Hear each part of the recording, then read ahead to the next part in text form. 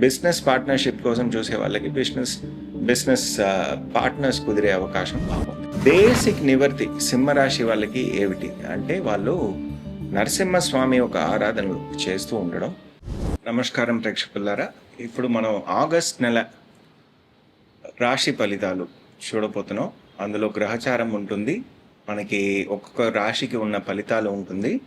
అదేలాగా వాళ్ళకి ఉన్నటువంటి రెమెడీ ఏమిటి అన్నది కూడా ఉంటుంది.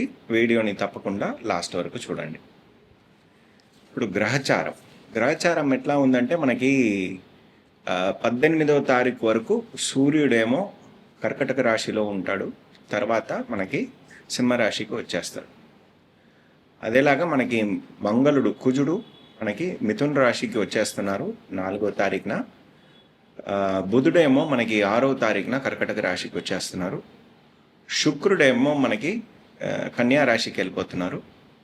అదేలాగా మనకి రాహు కుంభరాశిలో ఉన్నారు, శనీశ్వరుడు వక్రంగా మీనరాశిలో ఉన్నాడు, కేతు ఏమో సింహరాశిలో ఉన్నాడు. ఇదనమాట బేసిక్ గ్రహచారం. సో ఇప్పుడు వీక్ పాయింట్ అని చెప్తే ఈ గ్రహచారంలో మనకి శుక్రుడు నీచం అవుతున్నాడు కన్యా రాశిలో, అది ఒక వీక్ పాయింట్. సో దీనికి కౌంటర్ ఎట్లా ఉంటుంది అన్నది ఒక్కొక్క రాశి వాళ్ళకి ఎట్లా ఉందన్నది చూద్దాం. ఇప్పుడు మనం సింహరాశి వాళ్ళకి ఈ నెల ఆగస్ట్ నెల ఎట్లా ఉంటుందని చూద్దాం.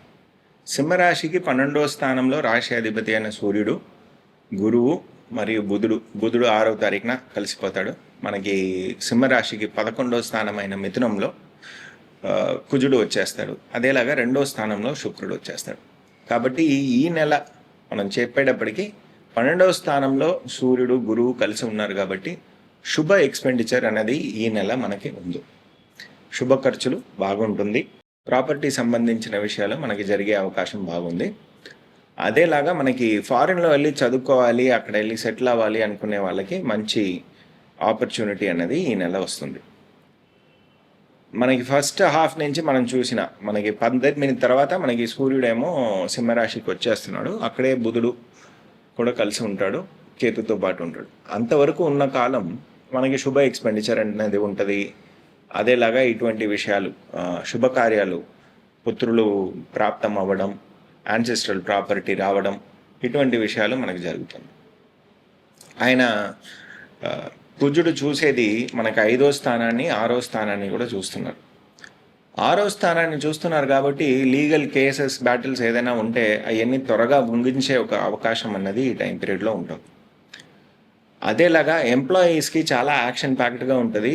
ఒక చేంజ్ ఎవరైనా కావాలి అనుకుంటే తొందరగా ఆ చేంజ్ అన్నది వాళ్ళకి జరుగుతుంది. వక్రమై శనీశ్వరుడు ఆ 6వ స్థానాన్ని కూడా ఇన్ఫ్లుయెన్స్ చేస్తున్నాడు కాబట్టి ఇవన్నీ తొందరగా జరిగే అవకాశాలు బాగుంది. శనీశ్వరుడు వక్రంగా ఉన్నారు కాబట్టి మనకి 7వ స్థానాన్ని బాగా ఇన్ఫ్లుయెన్స్ చేస్తున్నారు.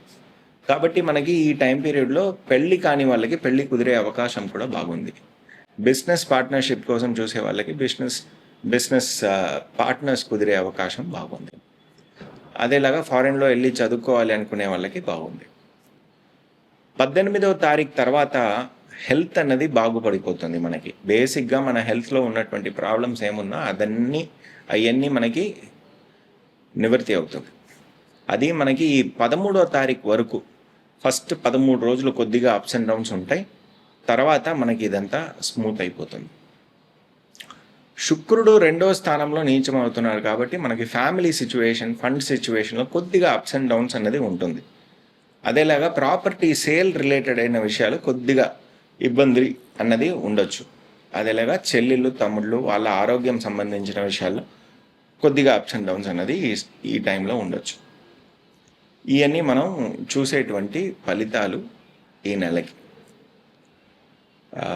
బేసిక్ నివర్తి సింహరాశి వాళ్ళకి ఏమిటి అంటే వాళ్ళు నరసింహస్వామి ఒక ఆరాధనలు చేస్తూ ఉండడం, నరసింహస్వామి గుడికి వెళ్ళి రావడం.